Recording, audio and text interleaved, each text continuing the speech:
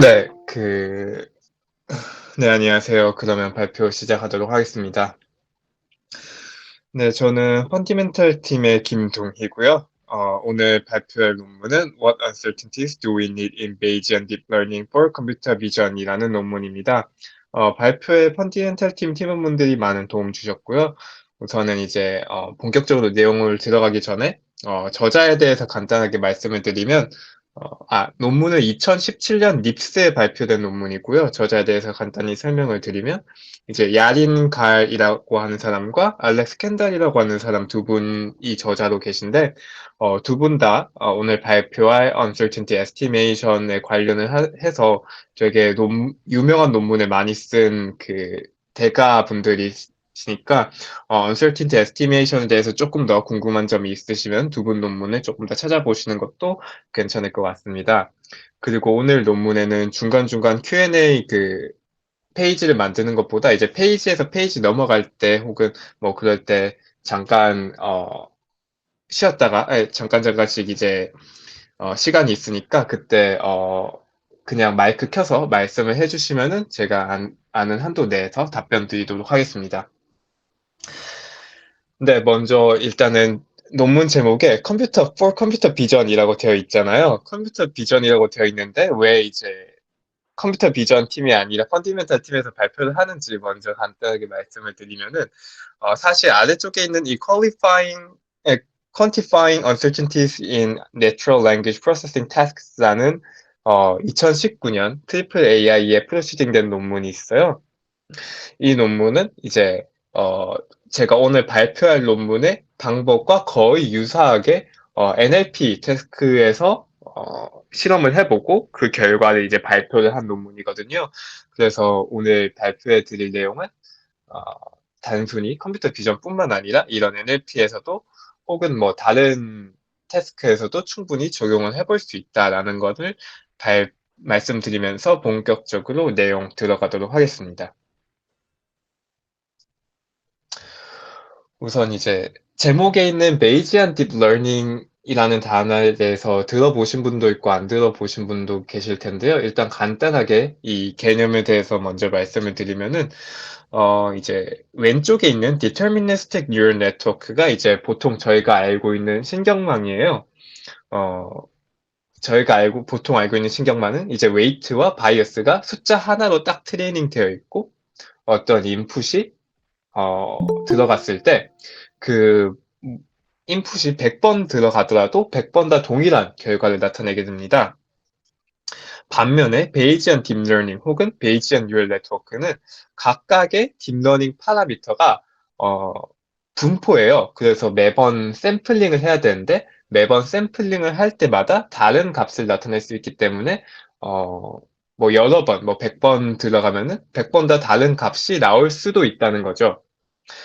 어, 그래서 이제 각각의 파라미터의 분포 혹은 전체 파라미터를 어떻게 샘플링 하는지를 학습하는 것이 이제 베이지안 딥러닝이라고 할 수 있습니다.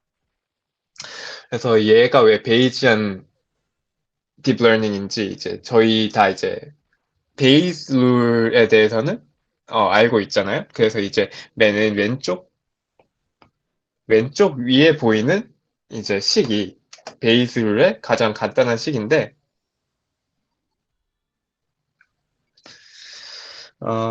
이 보면은, 저희는 뭐 베이스 룰을 딥러닝적인 관점에서 보자면은, 어, 뭐 어떤 데이터셋 X, Y가 있을 때, 어떤 X를 넣었을 때, 그거를 가장 잘 표현하는 Y를 구하는 거겠죠? 근데 이 베이지안 딥러닝에서는 얘를 이 두 번째, 왼쪽 두 번째 있는 그림, 그러니까 오른쪽 위에 있는 그림, 애플 펜슬이 왜 안 먹힌지는 모르겠는데, 어쨌건, 이제 오른쪽 위에 있는 그림처럼 어떤 데이터셋 X, Y가 주어졌을 때 걔네들을 가장 잘 표현할 수 있는 W의 분포, 그러니까 웨이트들의 분포를 찾는 게 목적입니다. 그래서 걔네들을 이제 그냥 왼쪽 아래 보시면은 그 식을 그냥 X와 Y를 그냥 데이터셋 D로 치환을 해버리고 얘네들을 구체적으로 어떻게 구하냐라고 하면은 뭐 이제 오른쪽 아래에 있는 것처럼 이제 기본적으로 marginalization을 거쳐서 이제 VAE에서도 본 적이 있는 variational inference를 한다던가 아니면은 또 몬테카를로 인테그레이션을 한다던가 이런 이제 다른 수학적인 스킬을 사용을 하고요. 사실 저희는 이제 웨이트들의 분포를 찾고 싶다고 하는데 저희가 사실 찾고 싶어 하는 게 likelihood고 prior도 찾기 힘들고 evidence도 찾기 힘들어요. 그래서 셋 다 사실 찾기가 엄청 힘든 것들인데 그렇기 때문에 이제 아래와 같은 베리에이션의 인퍼런스나 아니면 몬테칼로 인테그레이션 같은 좀 다른 수학적인 스킬을 쓰게 되는 것이고요. 그래서 베이지안 딥러닝은 이제 오른쪽 위에 있는 식처럼 그 웨이트들의 분포를 찾는 것이 목적이다라는 것을 알아두고 넘어가면 되겠습니다. 그래서 이제는 uncertainty에 대해서 이제 딥러닝에서 uncertainty가 이제 어느 uncertainty가 있냐라고 한다면은 크게 두 가지로 나타내게 되는데 하나가 allegoric uncertainty고 나머지 하나가 epistemic uncertainty입니다. 이제 allegoric uncertainty라고 하는 거는 이제 데이터 uncertainty라고 하는데 이거는 논문에 의하면은 관찰 시에 내재되어 있는 것 그러니까 각각의 데이터 안에서 uncertainty 그러니까 조금 불확실한 것들이라고 할 수 있다고 해요. 예를 들면은 어, 센서 노이즈나 모션 노이즈 같은 게 있는데 체온계에서 저희 체온을 잰다고 하면은 막 real value가 뭐 36점, 뭐 3, 4, 5, 6, 7, 8, 9 뭐 이런 식으로 된다고 하면은 저희 체온계에서는 기껏해야 36.3도밖에 못 재잖아요. 이제 이런 것들은 이제 데이터를 수집할 때 나오는 uncertainty라고 할 수 있으니까 이런 게 allegoric uncertainty 또는 data uncertainty라고 할 수 있겠죠. 여기서 이제 allegoric uncertainty는 다시 homoscedastic allegoric uncertainty랑 heteroscedastic allegoric uncertainty로 나뉘는데 이제 homoscedastic allegoric uncertainty는 어, 모든 데이터에 동일하게 가지고 있는 데이터 uncertainty예요. 예를 들면은 어떤 사진을 찍었는데 모든 사진에 뭐 카메라에 어, 먼지가 하나 붙어 있어가지고 저희가 가지고 있는 모든 데이터의 모든 사진에 그 먼지가 보이는 거예요. 그러면 그거는 이제 원래는 없는데 모든 사진에 있는 거니까 homoscedastic data uncertainty라고 볼 수 있겠죠. 그리고 heteroscedastic electric uncertainty는 그 반대로 각각의 데이터마다 따로 가지고 있는 uncertainty라고 할 수 있습니다.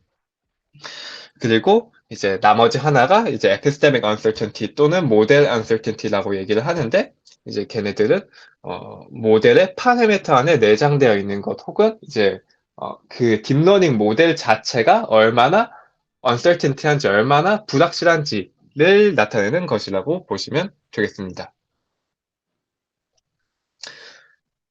그래서 이제 지금 보시는 그림이 uncertainty 두 가지 종류의 uncertainty를 직접 한번 나타내 본 건데요, 그림에. 이게 캠비드라고 하는 시멘틱 세그멘테이션 태스크에 대해서 나타내는 거고요. 이제 맨 왼쪽에 있는 인풋 이미지가 실제로 준 인풋 이미지고, 그리고 B가 ground truth, 어, 이 시멘틱 세그멘테이션을 정답으로 훈련을 시킨 거고, 그리고 C가 이 모델을 통해서 나온 그 결과고요. D가 이제 allegoric uncertainty, 이 모델 데이터에 대한 uncertainty고, 이제 E가 epistemic uncertainty, 이 모델에 대한 uncertainty입니다. 어, 그래서 이제 그림을 보시면은 이게 펜슬이 되는 혹시 그 태선님 혹시 한 1분 정도만 애플 펜슬 잠깐만 고쳐봐도 될까요? 네네 잠시만 기다려 주세요. 죄송합니다.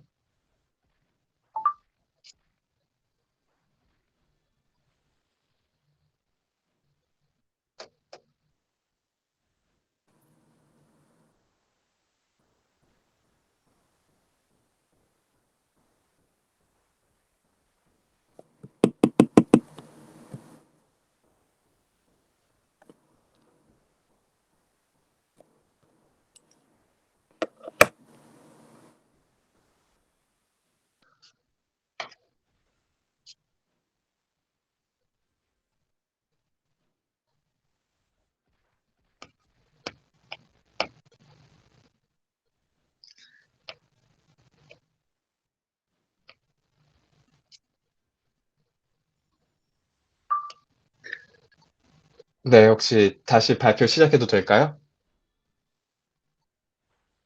네, 죄송합니다. 간혹 이런 경우가 생기는데, 이제 마지막으로 말씀을 드렸던 게, 이제 Electric Uncertainty, Data Uncertainty랑 이제 Epistemic Uncertainty, Model Uncertainty에 이제 시각적으로 보면 어떻게 되냐라고 하는 건데, 일단은, Ground Truth와 Semantic Segmentation에서 결과가 다르게 나온 부분이 있잖아요. 일단은 이 두 가지 Uncertainty 모두 이 다르게 나온 부분이 이제 불확실하다라고 얘기를 하고 해주고 있고요.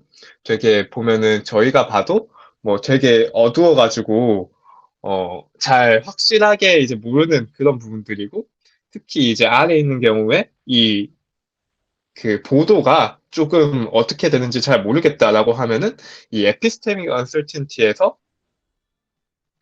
굉장히 굉장히 이게 불확실한 그런 결과라고 얘기를 해주고 있습니다. 그래서 저희가 어떤 결과가 있을 때 그냥 걔를 어, 그냥 믿을 수가 딱 안 믿고 그 uncertainty를 확인을 해보고 uncertainty가 낮으면은 이거는 되게 reliable한 결과다 혹은 정보다라고 할 수 있고 uncertainty가 반대로 높으면은 이거는 어떤 정답을 내더라도 얘가 확실한가에 대해서 한 번 더 검증을 거쳐볼 수 있는 것이죠. 그래서 본 논문의 컨트리뷰션은 다음과 같은 세 가지라고 합니다. 첫 번째로는 이제 알레아토릭과 에피스테믹 언설텐티를 동시에 측정하고 특히 클래시피케이션 방법에서 노블하게 측정하는 방법을 제시했다고 합니다. 이전 방법은 알레아토릭 언설텐티 혹은 에피스테믹 언설텐티를 각각 따로따로 측정을 하거나 또 클래시피케이션은 그 방법이 불완전했다고 해요. 근데 이제 뒤에 방법을 보면 아시겠지만 그냥 알레아토릭 언설텐티랑 에피스테믹 언설텐티가 이제 원래 독립적이었어요. 그래서 걔네들이 그냥 합칠 수 있거든요. 그래서 그냥 합친 그런 결과기는 해요. 어, 근데 이제 나중에 실험 결과 보시면 그게 제일 좋기는 합니다. 결과가. 그리고 두 번째는 이제 알레아토릭 언설텐티를 통해서 데이터 노이즈를 감소시키는 로스 펑션을 통해서 1에서 3% 정도의 성능 향상을 얻었다고 하고, 그리고 마지막으로는 이제 Alliance Consultancy와 Epistemic Consultancy의 트레이드오프에 대해서 연구를 했다고 합니다.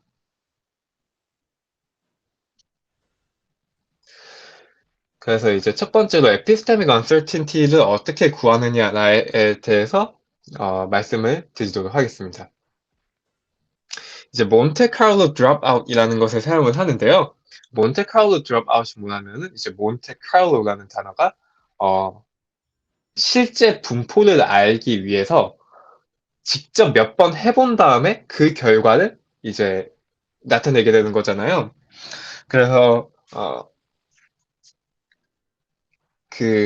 근데 여기서 이제 그 베이지안 딥러닝이 아까 각각의 분포를 각각의 웨이트들의 분포를 찾는다고 말씀을 이제 드렸었는데 그 드롭아웃을 매번 다르게 하는 게 매번 그 분포에서 샘플링을 하는 거랑 동일하다라고 얘기를 하고 있어요. 그거에 대한 증명은 이 아래에 있는 Bayesian Convolution Neural Network with Bernoulli Approximate Variational Inference라는 논문에 되어 있습니다.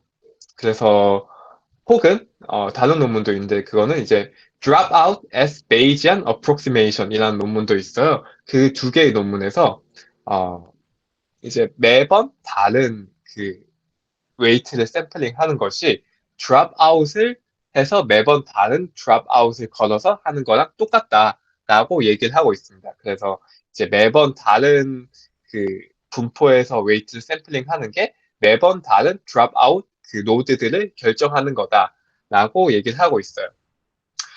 그래서 이제 왼쪽 그림처럼 왼쪽에 있는 그림처럼 이제 매번 다른 드롭아웃을 써서 어떤 학습시킨 네트워크가 있어요. 그래서 어떤 인풋을 넣었을 때 위에 있는 결과가 5, 4.9, 4.8, 5.3, 5.4, 5 이렇게 매번 그러면 다르게 나오겠죠. 그러면 이때 평균이 5.067이고 이때 시그마 분산이 0.2338입니다. 이제 이때 결과는 이제 5.067이라고 하고 이제 variance 혹은 uncertainty가 0.2338이라고 하는 거죠. 이 모델의 epistemic uncertainty가. 그래서 이거를 수식화하면은 이 오른쪽에 있는 식인데, 그래서 이 식의 의미가 크게 막 엄청 어려운 게 아니라 그냥 제가 앞에서 말씀드렸던 내용을 그냥 수식으로 옮긴 것 뿐이에요.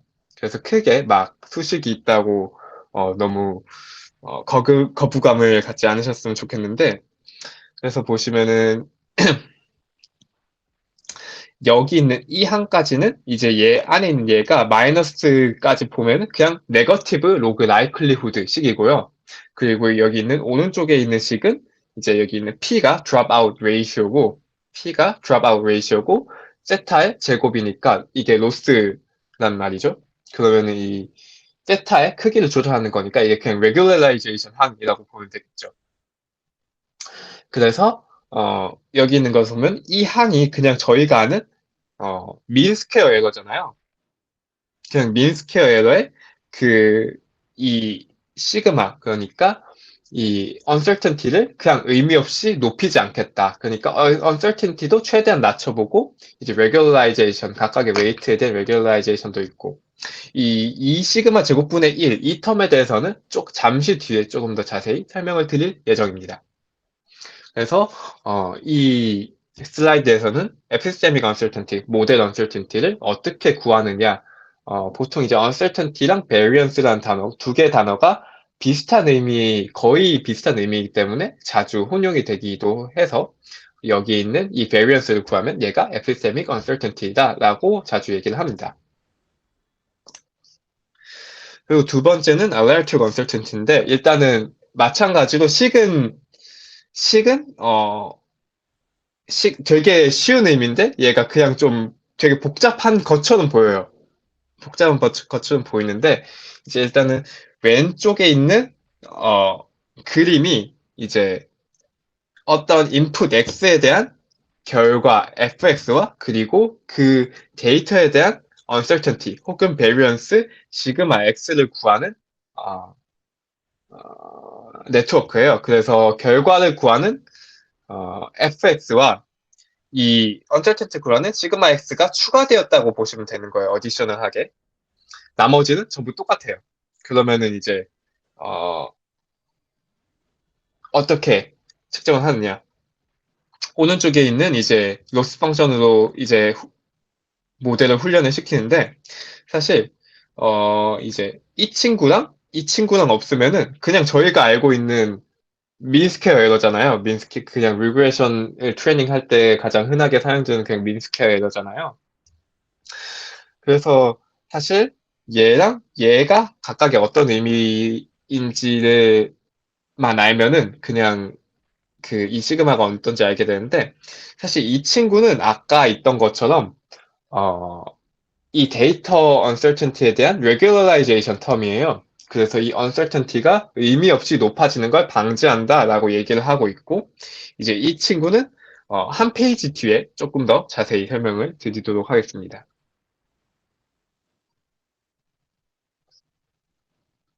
그래서 본 논문에서는 앞에 말씀드렸던 aleatoric uncertainty랑 epistemic uncertainty를 그냥 두 개를 합쳤어요. 하나는 그래서 그냥 dropout을 시키려고 나머지 하나는 그 결과 fx 대신에 시그마 x라는 variance term 혹은 uncertainty term 노드를 아웃풋으로 추가를 해서 나온 결과인데 이제 이 위에 있는 식은 이 바로 앞에서 봤던 aleatoric uncertainty loss 펑션이고요. 이 NN이 이제 비베이지안 뉴럴 네트로 바뀌었다. 얘가 이렇게 바뀌었으면은 어떤 부분이 바뀌냐?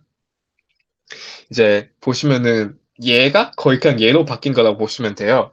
그래서 이전까지는 aleatoric uncertainty를 매번 그냥 한 번만 해가지고 했는데 얘는 이제 아까 dropout 몬테카를로 dropout처럼 그냥 여러 번 해서 걔를 평균 낸 거를 이거 대신에 넣었다라는 거죠. 그래서 말 그대로 각 두 개가 각각이 약간 독립적인 방법인데, 걔를 그냥 하나로 떼어 박았다라고 생각하시면 되고, 그리고 아까 말씀드렸던 이 텀도 이제 거의 그냥 뒤에 xi가 없어진 거 빼고는 그냥 거의 똑같다고 보시면 되고, 얘가 이제 loss attenuation이라고 얘기를 하는데, 논문에서 두 가지 경우로 나눠서 생각해 볼게요. 어떤 input x가 높은 uncertainty를 가질 때와 낮은 uncertainty를 가질 때. 먼저 높은 uncertainty를 가진다면은 얘가 이제 시그마 i 햇의 마이너스 2제곱이잖아요. 그래서 얘가 분모에 있단 말이에요. 그래서 얘가 만약에 높아진다면은 이 MSE 텀의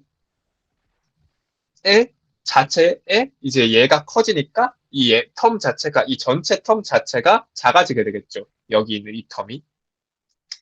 그게 첫 번째 경우. 그래서 uncertainty가 높다면은 이 로스 펑션 자체가 작아지면서 백프로파게이션이 될 때, 그 작은 값으로 백프로파게이션이 된다. 그리고 두 번째, uncertainty가 낮을 때, uncertainty가 낮다면은 이 MSE 텀의 역할이 커지겠죠. 왜냐면은 얘가 분모에 있기 때문에, 이 시그마 텀이 분모에 있기 때문에.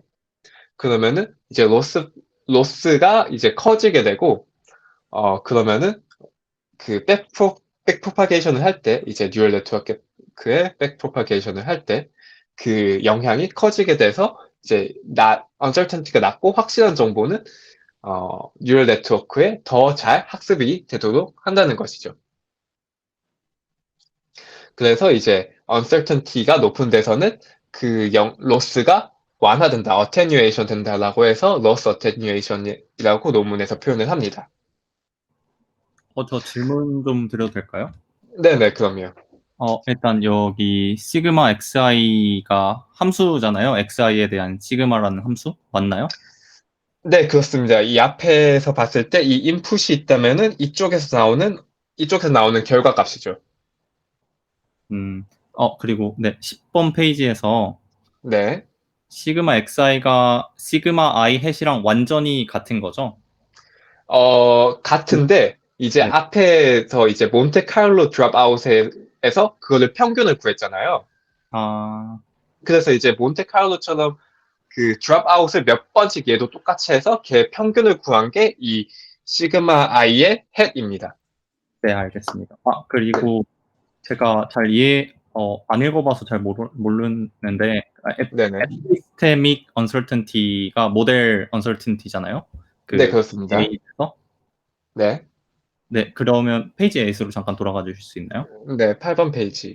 네. 그래서 여기서, 그러니까 왼쪽의 그림을 봤을 때, 그러니까 네. 저희가 흔하게 알고 있는 콘스턴트한 웨이트를 사용하는 네. 뉴럴 네트워크를 쓰는데 대신 네. 몬테칼로 드랍아웃이라는 방법을 랜덤하게 여러 번 반복함으로써 베이지안 네. 네트워크처럼 생각을 한다라는 말씀. 네네. 네, 그렇습니다. 아, 그거에 대한 증명은 이제 아래에 있는 이 레퍼런스에 있습니다. 네, 알겠습니다. 네. 감사합니다. 네. 본 논문에서는 그 증명을 다루고 있지는 않아서, 그 설명에 대한 내용은, 저는 하지 않는 걸로 하겠습니다. 네, 그리고 마지막으로 10번 페이지에서 네. 각 데이터에 대한 언설턴티를 네트워크의 또 다른 아웃풋으로, 그러니까 시그마 i 햇으로 구하잖아요. 네, 그렇습니다. 네, 시그마 i 햇이 각 데이터에 대한 언설턴티잖아요. 네, 그렇습니다.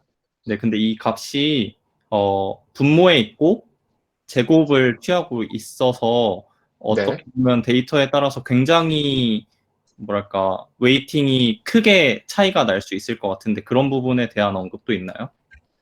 사실 제곱이 있는 게 왜냐면은 얘가 베리언스니까 그래요. 사실 시그마 제곱까지가 베리언스고 그냥 시그마는 스탠다드 데비에이션이거든요. 그래서 저희는 이제 이 논문에서는 여기서 나온 값이 사실 이것도 이 표기도 잘못됐고 여기 제곱이 들어가야 되는데 어, 저희는 이 논문에서 나온 것을 이제 스탠다드 데비에이션이 아니라 이제 베리언스로 생각을 했다. 아, 라는 점에서 이제 제곱이 들어간 것이라고 이해하시면 될 것 같습니다. 네, 알겠습니다. 근데 만약에 그렇다 하더라도 그러니까 제곱이 안 취해진 거라고 생각해도 된다는 말씀이시잖아요. 지금 말씀은. 네, 그렇습니다. 네, 근데 어쨌든 분모에 있기 때문에 예를 들어 뭐 어떤 값을 취하는지 잘 모르겠는데 시그마 xi 제곱이 뭐 0.1일 때랑 0.01일 때랑 웨이팅이 거의 10배가 차이가 나잖아요. 네, 그렇습니다. 그런 거에 의해서 학습이 불안정하게 변한다라든지 이런 언급은 없었나요? 예를 들면 그 어, 값이 0.0001이면은 거의 그 하나의 데이터에만 완전히 의존하게 되는 학습이 되어버리잖아요. 네, 그 어떤 의미이신지는 알 것 같은데, 네, 실제로 프랙티스로 할 때는 이제 여기 있는 그림처럼 학습을 하거든요. 그래서 이제 시그마 X를 직접 하는 게 아니라 로그 값을 이제 아웃풋으로 해가지고 아, 하는데, 네, 네, 네, 이거는 이제 다음 페이지에 원래 말씀드리려고 했는데, 네, 알겠습니다. 감사합니다. 네네, 네, 저도 질문 하나만 해도 될까요? 네네, 방금 그 한 부분이 이해가 잘 안 갔는데, 네, 이제 에피스테믹이랑 알레토릭을 두 네, 개를 합칠 때, 어, 네네, 이제 시그마는 알레토릭의 아웃풋 시그마를 사용을 하고, 이제 네, 에피스테믹의 방법을 차용할 때는 몬테카를로로 이제 평균 내는 그 부분을 차용을 한 것처럼 이해를 했는데, 네네, 맞습니다. 네, 근데 이제 에피스테믹의 uncertainty가 8페이지에 그 시그마가 uncertainty를 의미한다고 아까 들었던 것 같은데, 이제 그 네네, 시그마 텀은 없애고 그냥 이제 샘플링 방법만 차용을 해서, 어, 네. 그 표준 편차를 이제 줄이는 그런 의도가 어떻게 반영이 되는지 잘 이해를 못했거든요. 아, 그 시그마라는 노테이션이 에피스테믹 언설턴티랑 그다음에 알라이툴 언설턴티 둘 다 동시에 나와서 조금 헷갈리는 부분이 있을 것 같은데 네네. 에피스테믹 언설턴티에서 나오는 시그마와 알라이툴 언설턴티에서 나오는 시그마가 둘 다 언설턴티를 의미하는데 다른 값이라고 생각을 하시면 돼요. 그래서 에피스테믹 언설텐티에서 나오는 시그마, 여기서 나오는 요 값 시그마가 에피스테믹 언설텐티의 분산, 즉 언설텐티, 얼마나 불확실한가인 거고, 여기는 이 알레르틱 언설텐티에서 나오는 이 시그마는 이 데이터가 인풋 데이터가 얼마나 불확실한가를 나타내게 되는데, 마찬가지로 이제 두 개를 합쳤을 때 여기서 나오는 이 시그마는 기본적으로 알레르틱 언설텐티의 시그마라고 생각을 하시면 되고, 여기서 만약에 에피스테믹 언설턴티를 구하고 싶다라고 하면은 마찬가지로 이 y 햇이 여러 번 나온 값의 평균이잖아요.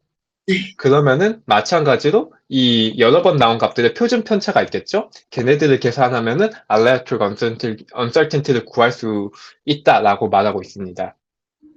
그러면 이 시계는 그 시그마가 저기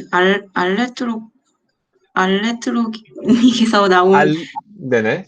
아, 그, 데이터 언설턴티라고 말씀하셔도 됩니다. 네네, 그 데이터 언설턴티에서 나온 시그마면 이 네, 로스는 데이터 언설턴티는 줄이는데 네. 이, 이 웨이트 파라미터 언설턴티를 줄일 수 있는 건가요? 여기 이 식은? 일단은 이제 그 말씀이 이제 드랍아웃을 걸었을 때, 그러면은 매번 다른 드랍아웃을 걸었을 때, 어, 그, 그 드랍아웃의 밸런스를 줄일 수 있냐라고 물으시는 것 같은데, 사실 네네. 그거는, 어, 이 모델의 uncertainty를 학습을 할 수 있냐라고 말씀을 하시는 것 같은데, 모델의 uncertainty는 학습이 되는 게 아니라고 지금 생각이 들기는 해요. 그러니까 음, 그냥 이 데이터들에 대해서 이 모델이 얼마나 확신을 가지고 있냐라고 저희가 질문을 하고 있는 거지. 어, 아, 좀, 그러니까 어쨌건 드랍아웃을 계속 몇 번 걸어도 이제 아웃풋은 제대로 나오잖아요. 그것은 이제 레귤라이제이션 측면에 대해서도 이제 설명이 되는 걸로 알고 있는데, 음, 일단은 저희가 알고 싶은 건 이렇게 학습을 시켰을 때 어떤 모델이 얼마나 이제 편차를 가지고 있느냐. 그래서 이제 이 뒤에 나오는 결과를 보시면은 이렇게 학습시켰을 때, 어, 데이터의 양에 따라서 에피스테믹 언설턴티랑 알레아큐 언설턴티가 어떻게 달라지는지 보는 실험 결과가 있거든요. 네네. 그래서 거기서 이제 미리 결과를 말씀드리면은 데이터가 적을수록 에피스테믹 언설턴티, 그러니까 모델 언설턴티가 되게 커져요. 네. 네, 그러면은 이제 저희가 이제 직관적으로 알고 있는 그 결과를 도출해낸다는 거겠죠? 그러니까 여기서 그냥, 일반적으로 드랍아웃을 해서 이제 모델의 로버스트니스를 높임으로써 그 파라미터의 언설턴티가 해결된다, 이렇게 이해를 하면 될까요? 네, 방금 말씀하신 내용이 맞는 것 같습니다. 네. 네, 감사합니다. 네. 좀 길어져서 죄송한데 아닙니다. 아닙니다. 확실하게 이해를 못해서 그 네. 8번 페이지에 네. 그 로스 펑션이 하나 정의가 되어 있잖아요. 네, 그렇습니다. 에 관한 이거는 네. 최적화를 하지 않는 건가요? 그럼 이거는 뭘 하지 않는다고요? 이거를 최적화하지는 않는 건가요? 아니요. 이것도 최적화를 합니다. 네, 그러면 여기서 모델 언설튼티가 줄어드는 게 아닌가요? 아래쪽에 맨 오른쪽 아래에 시그마 제곱이 있는 거 보면. 아, 어, 글쎄요. 근데, 제가 이 수식만을 보았을 때는 잘 모르겠지만 모델 언설튼티랑 데이터 언설튼티를 동시에 최적화하는 것처럼 보이거든요. 그게 이 맞나요? 시그마를 정의하는 데 있어서 지금 저도 살짝 헷갈린 것 같은데, 이 오른쪽에 있는 마지막에 이 베리언스로 정의를 할 수도 있다는 생각이 들기는 하네요, 지금. 네, 알겠습니다. 일단 네, 네. 감사합니다. 네. 일단은 설명을 조금 더 들어보신 후에 질문이 있으시면 그때 다시 한번 질문을 해주시면 감사드리겠습니다. 일단은 이 페이지까지 설명을 드렸었고, 그 다음에 이제 이 페이지가 이제 아까 말씀드렸던, 근데 이제 이 시그마 제곱이라는 게 시그마 제곱은 항상 양수잖아요. 얘가 항상 양수여야 되는데,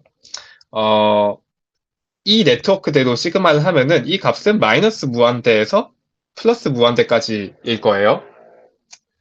그래서 이 학습은 실제로 어떻게 시켰냐면은 이 시그마 제곱을 쟤를 이제 시그마 x 제곱을 바로 아웃풋으로 내놓는 게 아니라 그 아웃풋이 si고 얘가 이제 로그 시그마 i 제곱이다라고 생각을 하고 아래와 같은 식으로 학습을 시켰다고 합니다. 그래서 이제 제곱 텀이 어떻게 보면은 사라지는 거니까 그 부분에 대해서 그렇게 막 크게 편차가 안 나게 되었다라고 이제 말씀을 드릴 수도 있는 거죠. 물론 여기 이제 엑스포넨셜 텀이 있으니까 거기에 대해서도 뭐 엄청 크게 차이는 날 수 있는데 뒤에 실험 결과 보시면은 그 uncertainty로 나온 값들이 몇 개가 예시로 있는데 걔네를 보면은 아까 말씀을 주셨던 대로 막 엄청 0.1, 0.01 이렇게 10배까지 차이는 안 났던 걸로 보이는데 물론 이제 가장 적은 것과 가장 많은 것을 하면 그런 식으로 차이가 날 수도 있던 것 같기는 해요. 근데 그런 식으로 봤을 때도 마지막 결과를 보면 학습이 잘 된다라는 결과를 보여주고 있어서 일단은 그렇게 말씀을 드리고 싶고요. 그래서 이제 이 두 개의 uncertainty를 구해서 이제 이 모델과 이 데이터 인풋의 전체 variance, 즉 uncertainty를 구하는데 이 얘 값이 저희가 나온, 그러니까 이 왼쪽엔 두 개의 식이 이제 에피스테믹 언설튼티고 오른쪽에 있는 게 이제 알레르틱 언설튼인데 둘 다 그 몬테카를로 드롭아웃 혹은 몬테카를로 인테그레이션이라고 하는데 t번 반복해서 걔네들의 평균을 구하고 있는데 이제 왼쪽에 있는 방법은 이제 베리언스 x를 구하는 분산을 구하는 방법 있잖아요. 그 확률 변수에서 그 방법을 그대로 이제 가져다가 적용을 시켜서 이제 에피스테믹 언설턴티의 베리언스를 구하고 여기는 알레아토릭 언설턴티의 베리언스의 평균을 구했다. 그래서 이게 전체적인 이 모델의 언설턴티 혹은 베리언스다라고 얘기를 하고 있습니다. 그래서 이제 이거는 방금까지 얘기는 이제 리그레션의 경우고요. 리그레션의 경우는 뭐 하나의 숫자를 딱 나타내게 되는 건데 이제 이거는 클래시피케이션의 경우거든요. 이제 이 클래시피케이션이 의 경우는 이제 어떤 아웃풋 F가 있다고 쳤을 때 드랍아웃에 뭐 개와 고양이 두 개만 있다고 가정을 해봅시다. 그러면 얘에서 이렇게 샘플링을 하게 되는데 이 샘플링을 한 거에 소프트맥스를 취해서 이 probability를 구해야 하는 게 이제 원래 직관적인 이 리그레션의 방법을 그대로 따라하는 거였어요. 그래서 예를 들면은 뭐 FW가 뭐 0.2와 0.7로 나왔다. 그러고 하면은 그리고 이 인풋에 데이터 언설턴티가 0.5다라고 하면은 평균이 0.2고 베리언스가 0.5인데에서 하나를 샘플링을 하고 그리고 나머지 하나는 평균이 0.5고 베리언스가 0.5인데서 또 하나 샘플링을 해서 그 값을 이제 소프트맥스를 취하면은 그 확률이 나오게 되는 거죠. 근데 만약에 이것처럼 샘플링을 해서 로스 펑션을 구했다 한들 저희는 이제 이 시그마를 학습을 시켜야 되는데 방금 말한 대로 학습을 하면은 시그마가 학습이 안 되죠. 왜냐하면 미분이 안 되니까. 그래서 미분이 안 돼서 백프로파게이션이 불가능하니까 그 Variational Autoencoder에서 사용하는 Reparameterized 트릭을 여기서도 동일하게 사용을 합니다.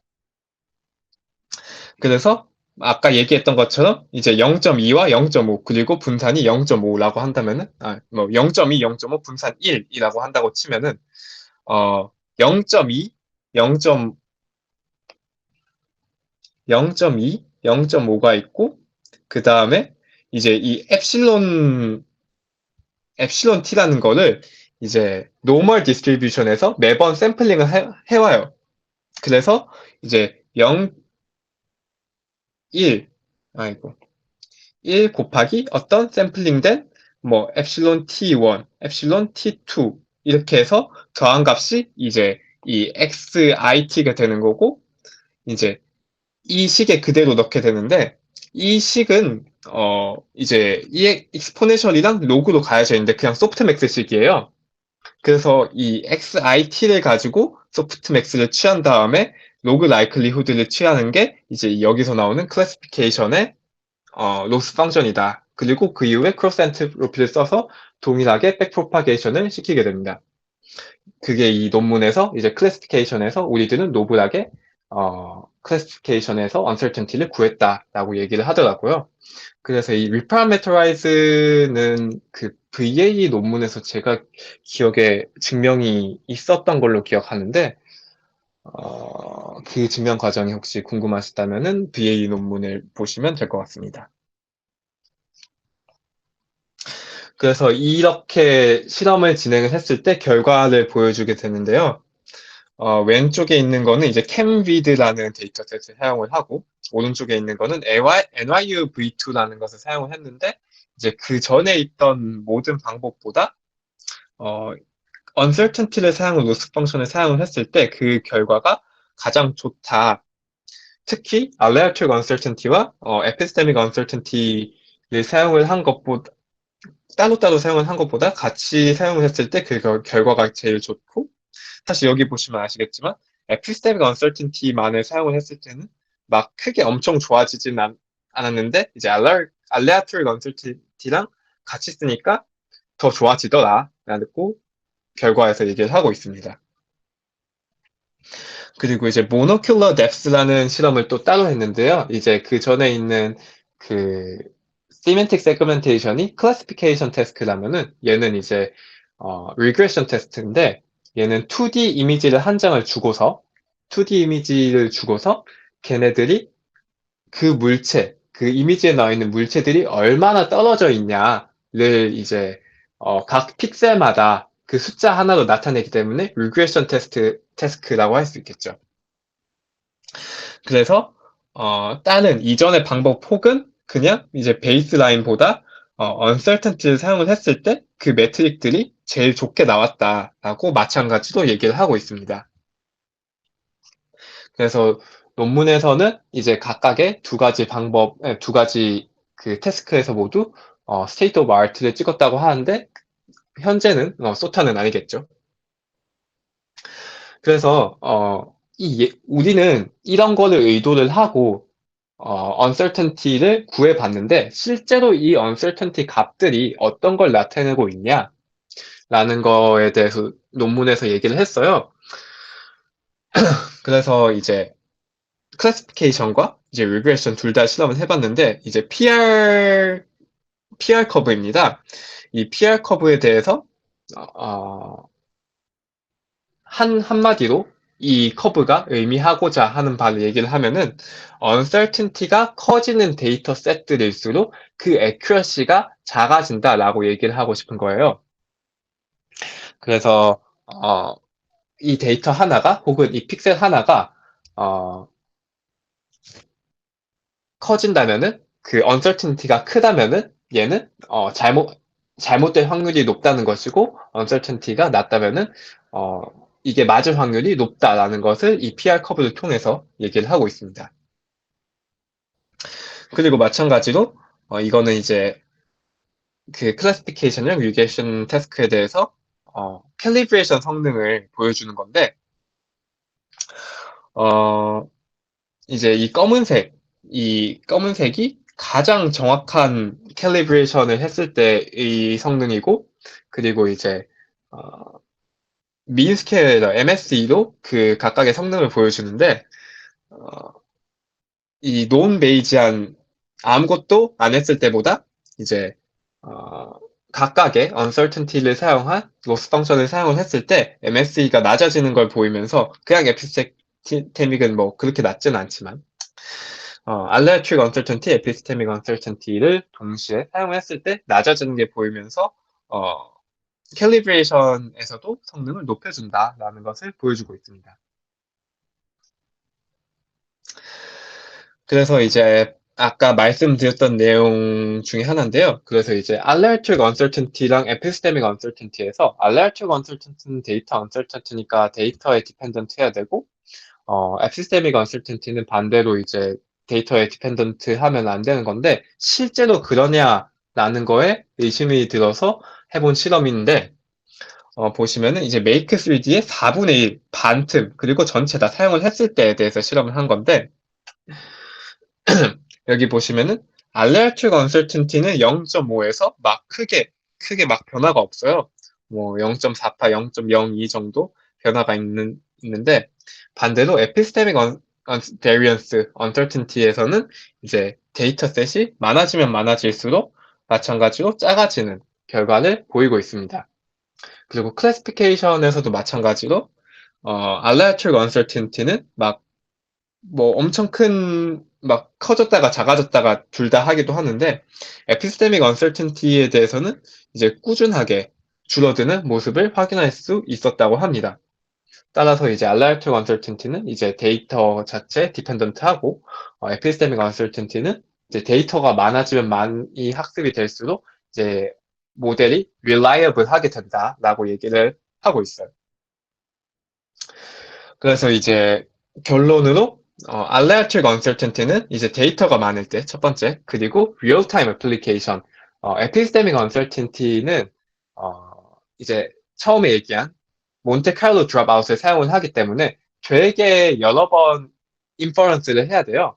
뭐 드롭아웃을 달리해가면서 되게 여러 번 드롭아웃을 해가면서 그거의 평균을 구해야 되기 때문에 인퍼런스 하는데 시간이 좀 걸립니다. 그래서 알레르팅 언설틴티는 리얼타임 애플리케이션에서 중요하다고 하고 에피스테믹 언설틴티는 이제 데이터가 적을 때 왜냐하면 데이터가 적을 때 에피스테믹 언설틴티가 높고 모델이 reliable하지 않다라는 걸 의미를 하기 때문에 데이터가 적을 때 모델 언설틴티가 중요하고 그리고 의료 데이터나 아니면 와 같은 safety critical한 어플리케이션에서 중요하다고 합니다.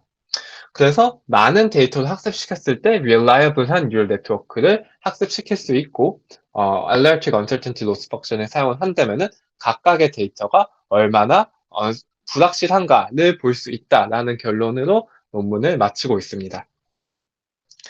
네, 제 논문 소개는 여기까지였고요. 혹시 질문 있으시면은 질문해 주시면 제가 아는 한 답변 드리도록 하겠습니다.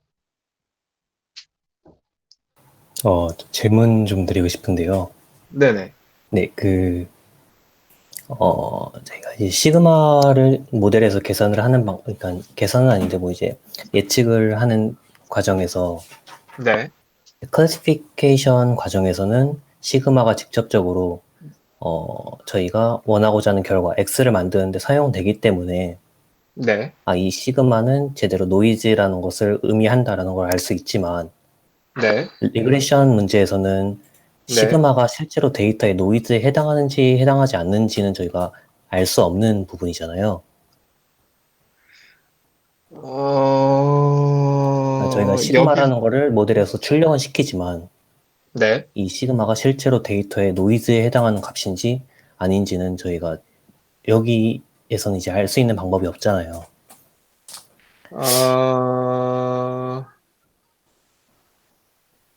일단은 이제 저희의 이제 이 로스 펑션의 의도는 네.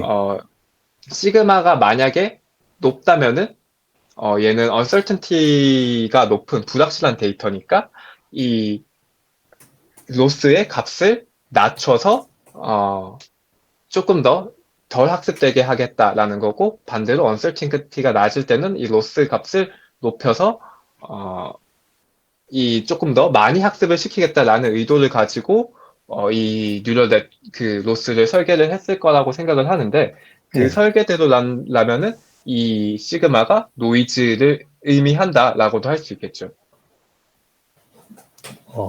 그러니까 물론 시익적으로는 노이즈가 말씀하신 부분이 맞기는 하지만 네네. 모델이 출력하고자 하는 시그마에 대해서는 저희가 되게 컨트롤할 수 있는 부분이 없기 때문에, 그러니까 단순히 지금 모델에서 출력하고, 저희가 fx라는 것을 모델에서 출력하고 fx와 다른 어떠한 값을 예를 들어서 그냥 단순히 s라고 하겠습니다. s라는 값을 출력을 하는데 네. 그 s라는 값을 이용해서 손실함수를 계산하고 그 손실함수를 최소화하는 방향으로는 학습을 하지만 네. 실제로 그 s라는 값이 데이터의 노이즈 시그마에 해당하냐 라고 하는 부분에서 제가 의문이 있거든요. 클래시피케이션 같은 경우에는 아까 식을 보여주셨지만 이제 실제로 그 리퍼레멘테이션 이제 VA에서 쓰는 방법처럼 샘플링하는 방법을 이용해서 시그마가 직접적으로 노이즈에 해당하는 부분으로서 작용을 했지만 네네. 리그레션 부분에서는 이제 그런 부분이 없기 때문에 실제 모델이 출력한 시그마가 노이즈인지 아닌지를 판별할 수 있는 방법이 혹시 있나요?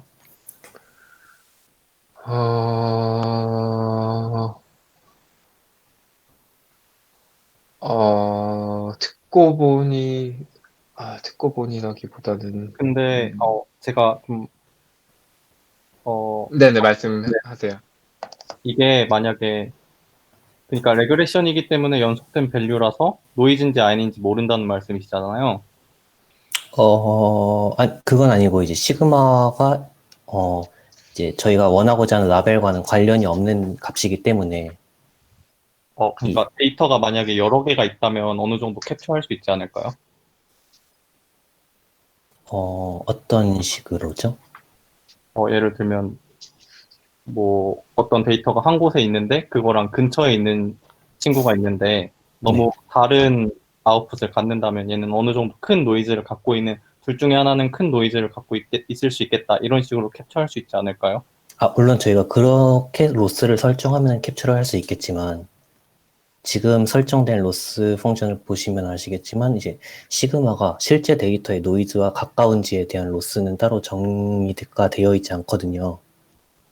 그게 yi-fxi에 들어가 있지 않을까라고 저는 좀 생각이 들어요. 시그마가요?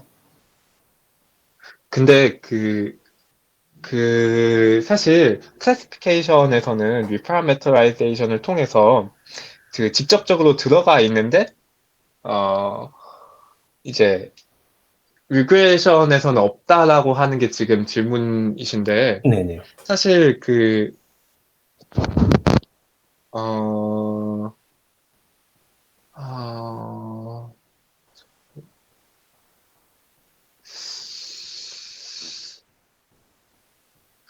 그 위에 있는 것처럼, 여기 있는 것처럼 이 효과를 이제 이, 이 식도 똑같이 낸다라고 제가 논문에서 봤거든요.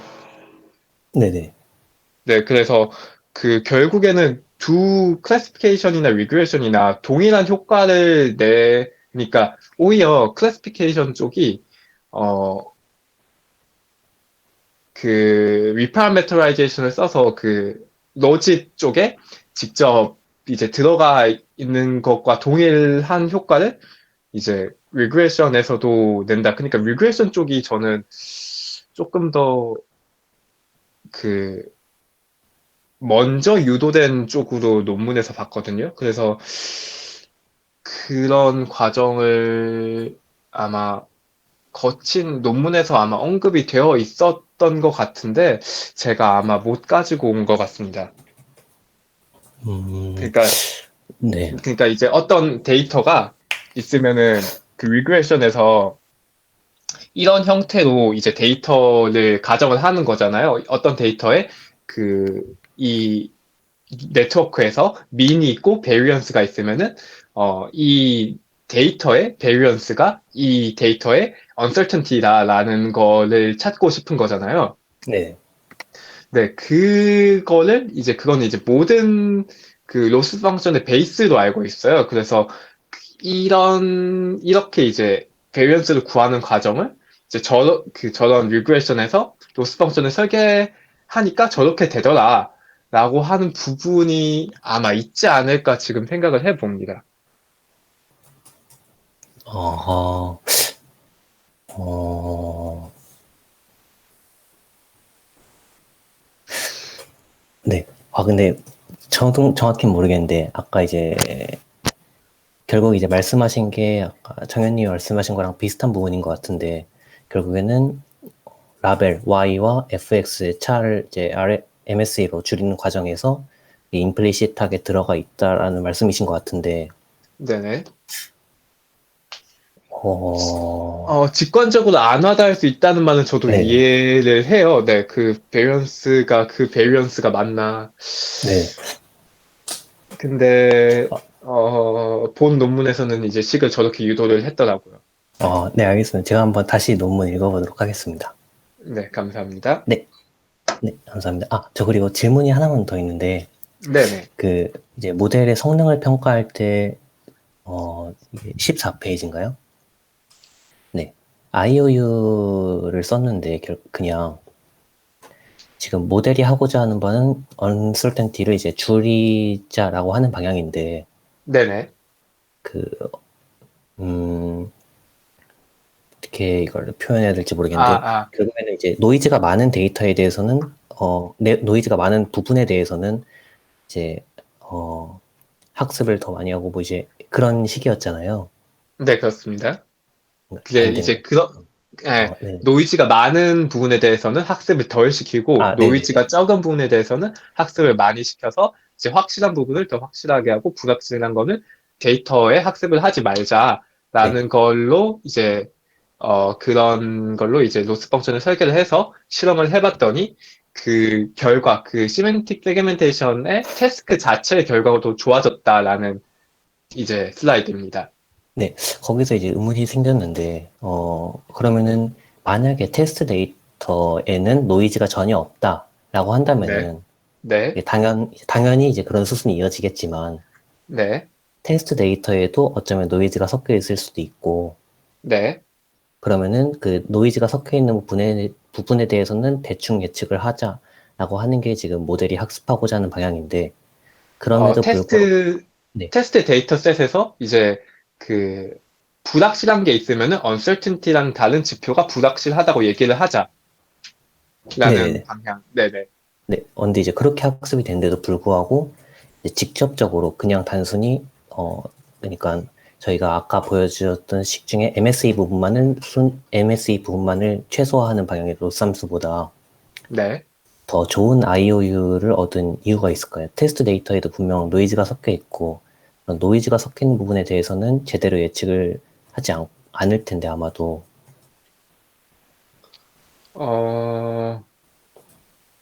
이제 그래도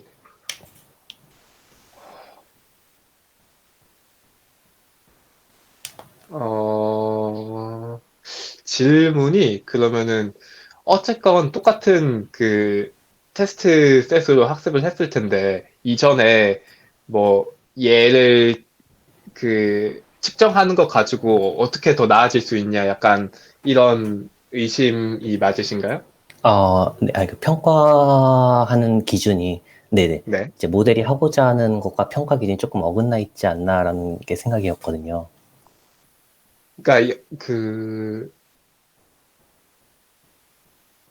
저희 이제 이 실험자 저희 연구자 네네. 입장에서 uncertainty를 정확하게 estimation 하는 것이다라고 하는 것도 중요하지만 사실 uncertainty가 얼마나 정확하게 예측을 하냐라는 매트릭이 없는 것도 사실이거든요.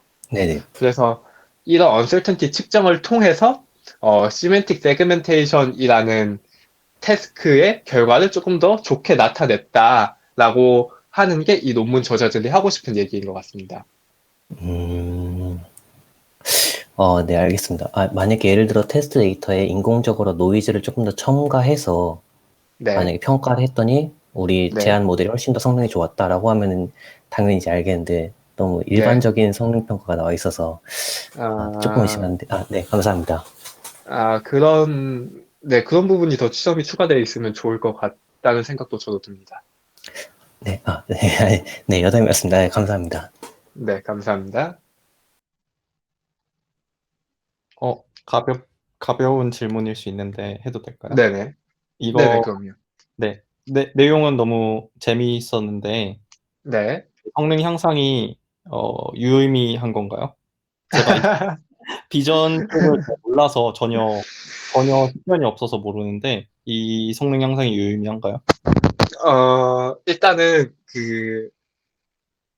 여기 사실 저도 그런 생각이 들긴 했는데 여기서 이렇게 보면은 0.6 정도 향상이 있고 사실 여기는 한 3 정도 향상이 있어서 조금 더 낫고 accuracy 부분에서는 조금 더 낫나 이렇게 생각이 들긴 하는데 accuracy 부분에서 5% 정도면은 꽤 크지 않나요? 네. 그리고 이제 이런 molecular depth 부분에 대해서는 이게 유의미한 성능 향상인가? 라고 보면은 어쨌건 이제 모든 성능 평가 지표 부분에 대해서 성능이 나아진 부분이 있으니까 네. 네. 성능이 일단은 그러니까 꽤 많이 얼마나 나아진지 모르겠는데 일단 나아졌고 현재까지의 연구들 중에서 제일 성능이 좋았다라고 얘기를 하고 있어요. 네. 네. 그리고, 저는 재밌게 봤는데, 어, 네. 이 논문이 약간 인더스트리에 네. 있어서, 네. 어, 그러니까 좀 중요한 점을 짧게 한 번만 더 말씀해 주실 수 있을까요? 인더스트리에 있어서 이제 이 논문의 인트로덕션에서 얘기를 하는 게 어, 예전에 아이폰에 자동으로 사진을 찍어 놓으면 그 사진첩 안에 있는 거를 분류를 해주는 기능이 있었어요.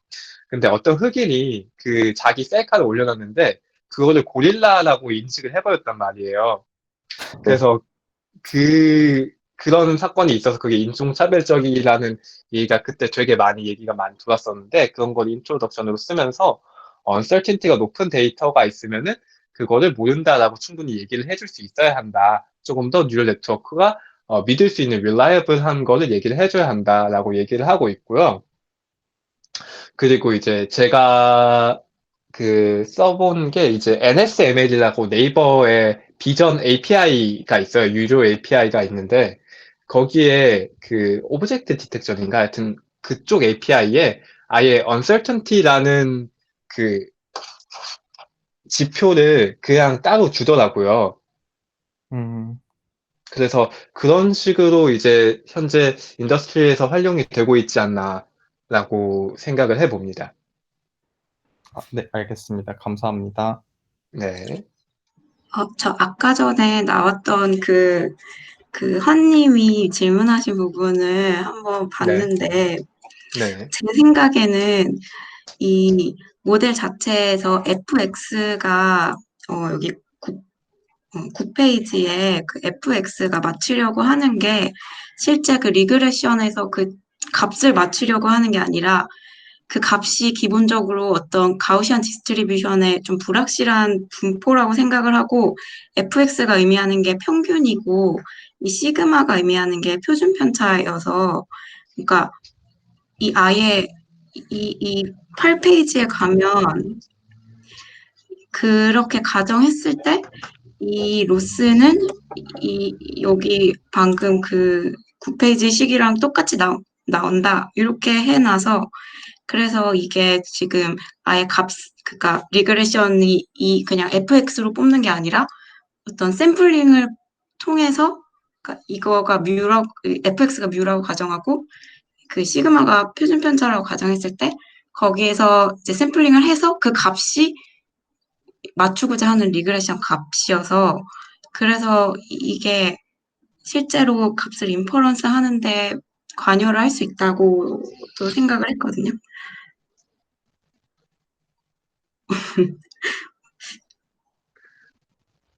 네. 그래서 그 여기 있는 것처럼 이렇게 그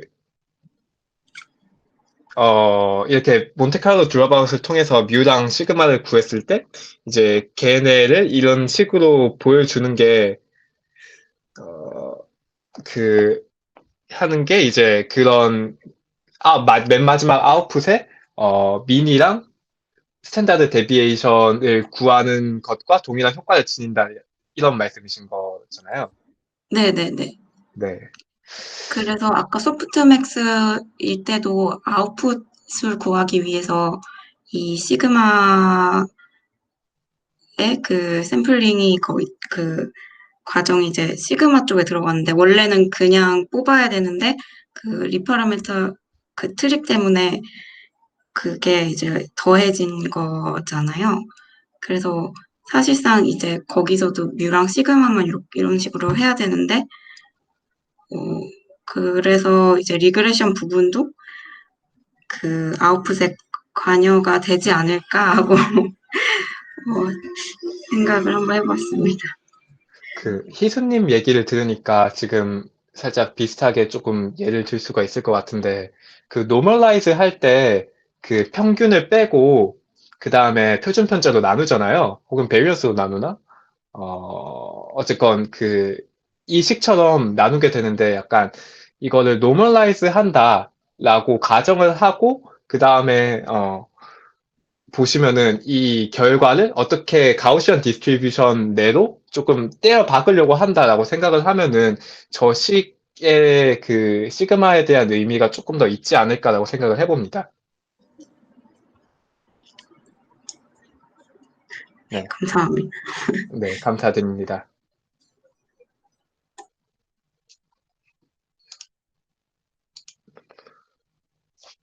네, 혹시 질문이 더 없으시면 오늘 발표는 여기까지 하겠습니다.